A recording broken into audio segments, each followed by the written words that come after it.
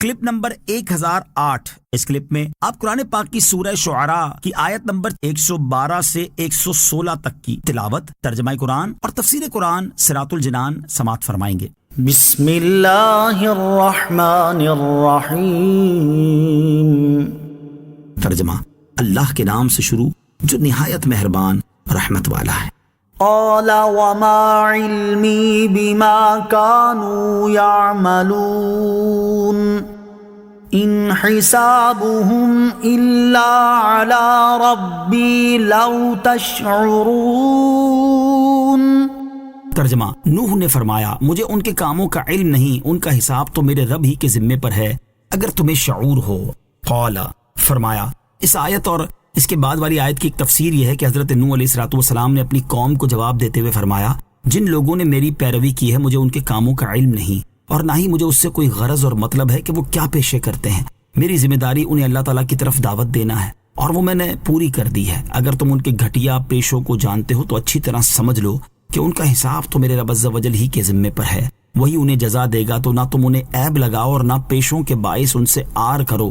دوسری تفسیر یہ ہے کہ حضرت نوح علیہ السلام کی قوم نے ایمان والوں کے پیشے پر اعتراض کرنے کے ساتھ ساتھ ان کے ایمان پر بھی اعتراض کیا اور یہ کہا تھا کہ جو لوگ آپ پر ایمان لائے ہیں وہ دل سے ایمان نہیں لائے بلکہ صرف ظاہری طور پر ایمان لائے ہیں۔ اس کے جواب میں حضرت نوح علیہ السلام نے ارشاد فرمایا، میری ذمہ داری ظاہر پر اعتبار کرنا ہے، باطن کی تفتیش مجھ پر لازم نہیں۔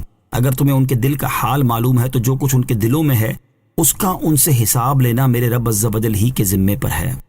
وما انا بطارد المؤمنین ان انا الا نذیر مبین قالوا لئن لم تنته يا نوح لتكونن من المرجومین۔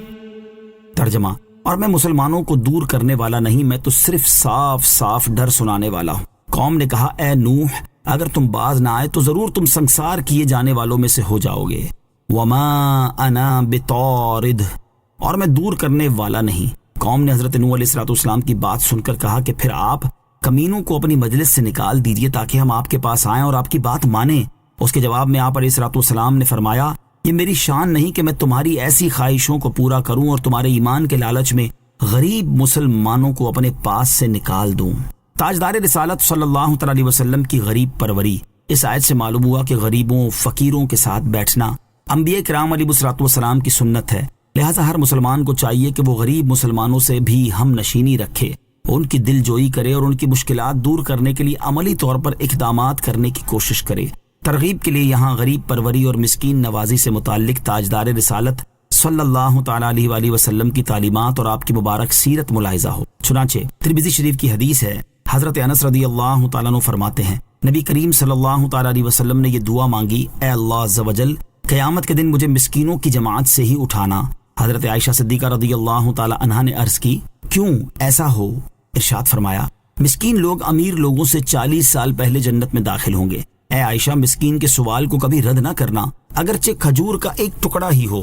اے عائشہ مسکینوں سے محبت رکھو اور انہیں اپنے قریب کرو، ایسا کرنے سے اللہ تعالیٰ قیامت کے دن تجھے اپنا قرب عطا فرمائے گا۔ حدیث نمبر 2، ترمذی شریف کی حدیث، حضرت ابو درداء رضی اللہ تعالیٰ عنہ سے روایت ہے، حضور پرنور علیہ السلام نے ارشاد فرمایا، اگر تم مجھے ڈھونڈنا چاہتے ہو تو مجھے اپنے کمزور اور غریب لوگوں میں تلاش کرو، کیونکہ تمہیں کمزور اور غریب لوگوں کے سبب رزق دیا جاتا ہے اور تمہاری مدد کی جاتی ہے۔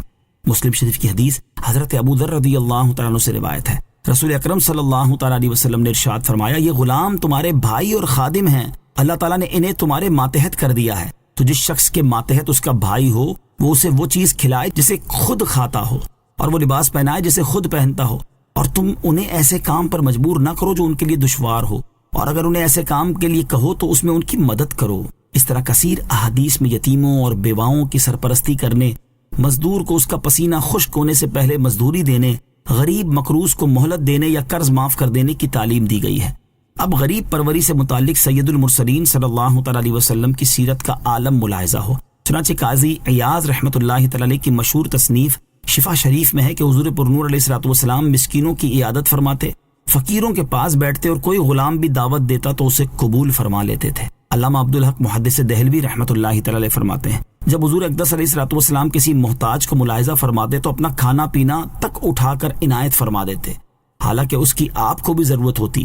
آپ کی عطا مختلف قسم کی ہوتی، جیسے کسی کو تحفہ دیتے، کسی کو کوئی حق عطا فرماتے، کسی سے قرض کا بوجھ اتار دیتے، کسی کو صدقہ عنایت فرماتے، کبھی کپڑا خریدتے اور اس کی قیمت ادا کر کے اس کپڑے والے کو وہی کپڑا بخش دیتے، کبھی قرض لیتے اور اپنی طرف سے اس کی مقدار سے زیادہ عطا فرما دیتے، کبھی کپڑا خرید کر اس کی قیمت سے زیادہ رقم عنایت فرما دیتے، اور کبھی ہدیہ قبول فرماتے اور اس سے کئی گنا زیادہ انعام میں عطا فرما دیتے۔